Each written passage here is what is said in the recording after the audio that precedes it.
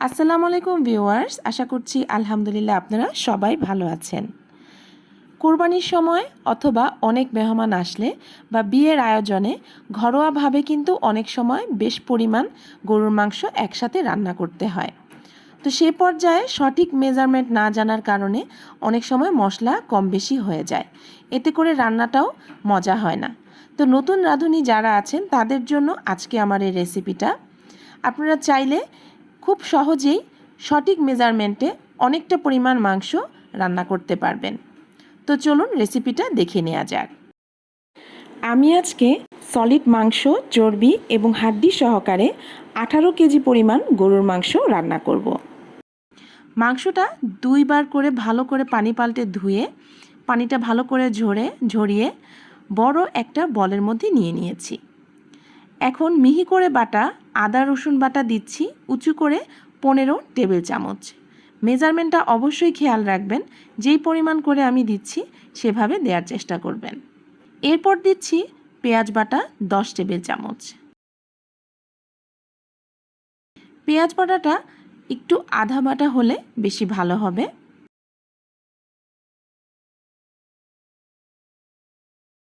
এরপর দিচ্ছি কাঁচা জিরা বাটা 5 টেবিল চামচ।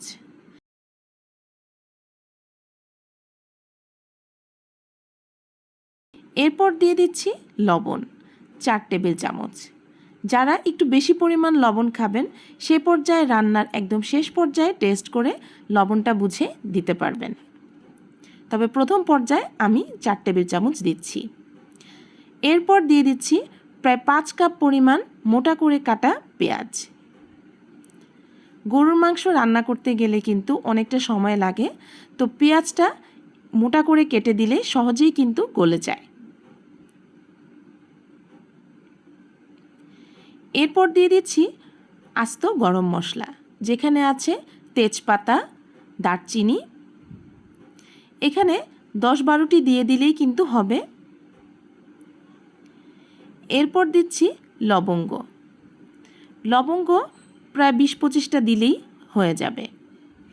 এরপর দিচ্ছি স্টার অ্যানিস দিচ্ছি 4-5টি, বড় কালো এলাচ দিচ্ছি 5টি। এরপর সবুজ ছোট এলাচ দিচ্ছি প্রায় 1 মুঠের মতো। আস্ত গরম মশলাগুলো দেয়া হয়ে গেল। এখন আমি এখানে গুঁড়া মশলাগুলো দেব, এবং গুঁড়া মশলাগুলো দেব স্টিলের যে টেবিল চামচ আছে সেই টেবিল চামচ মেপে। দিয়ে দিচ্ছি ধনিয়া গুঁড়া উঁচু করে 6 টেবিল চামচ। রেসিপি ভালো লাগলে রেসিপির জন্য অবশ্যই একটা লাইক দিতে কিন্তু ভুলবেন না। এরপর দিচ্ছি হলুদের গুঁড়া 7 টেবিল চামচ। রেসিপি সম্পর্কিত যে কোনো প্রশ্ন থাকলে অবশ্যই কমেন্ট বক্সে জানাবেন।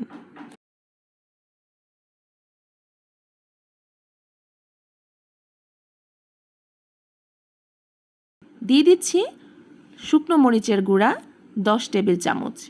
যারা ঝাল কম খান এই পর্যায়ে শুকনো মরিচের গুঁড়াটা একটু কমিয়ে দেবেন, আর যারা ঝাল একটু বেশি খান চাইলে একটু বাড়িয়েও দিতে পারবেন, তবে আমি যে পরিমাণ দিচ্ছি এটা মিডিয়াম ঝাল।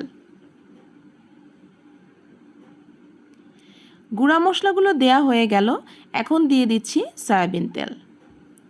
এখানে প্রায় 3 কাপের মতো সয়াবিন তেল আছে। আপনারা চাইলে সয়াবিন তেলের পরিবর্তে সরিষার তেল অথবা অলিভ অয়েল দিয়েও কিন্তু রান্নাটা করতে পারবেন, বা যারা তেল কম খান এই পর্যায়ে তেলের পরিমাণটাও কম দিতে পারবেন। এখন শুধু মাখিয়ে নেওয়ার পালা। আমি উল্টে পাল্টে চারপাশে ঘুরিয়ে ঘুরিয়ে এভাবে মেখে নিচ্ছি। মাখানোর সময় একটু সাবধানতা অবলম্বন করবেন, যেহেতু এখানে হাড় আছে বা হাড্ডি আছে, হাত কেটে যাওয়ার সম্ভাবনা থাকবে। আস্তে আস্তে করে আলতোভাবে মাংসটা তুলে উল্টে পাল্টে মাখিয়ে নিতে হবে। আপনারা চাইলে 2 হাতে গ্লাভস পরেও কিন্তু মাংসটা 2 হাতেই মাখাতে পারবেন। আমি ডান হাতে উল্টে পাল্টে এভাবে মেখে নিচ্ছি। একটু ধৈর্য সহকারে মাংসটা মাখিয়ে নিতে হবে। ভালো করে মাখিয়ে নিচ্ছি। আর আজকে আমি এক পাত্রে মাংসটা রান্না করব না, বড় বড় 2 পাতিলে মাংসটা রান্না করব। সে পর্যায়ে আমি 2 পাতিলেই সমানভাবে মাংসটা নিয়েছি। মাংসগুলো এভাবে নিচ থেকে তুলে তুলে 2 পাতিলেই সমানভাবে রেখেছি। এখন মাংসটা চুলায় বসিয়ে দেওয়ার পালা। তো এই দেখুন 2 পাতিলে মাংসটা বসিয়ে দিয়েছি। আর মাংসটা বলক আসার আগ পর্যন্ত বারবার নেড়েচেড়ে দিতে হবে। নেড়েচেড়ে মাংসটাকে ভালো করে রান্না করে নিতে হবে। কোনোভাবেই কিন্তু নাড়াচাড়া বন্ধ রাখা যাবে না, তাহলে কিন্তু মশলাটা তলানিতে লেগে যাবে। মাংসগুলো যে পর্যায়ে ভালোভাবে সেদ্ধ হয়ে যাবে আপনার মন পছন্দ মতো, সে পর্যায়ে আমরা এখানে কিছু গুঁড়া মশলা অ্যাড করব। রান্নার একদমই শেষ পর্যায়ে দিয়ে দিচ্ছি শাহি গরম মশলা। প্রতি পাতিলে 2 টেবিল চামচ করে দিচ্ছি শাহি গরম মশলা।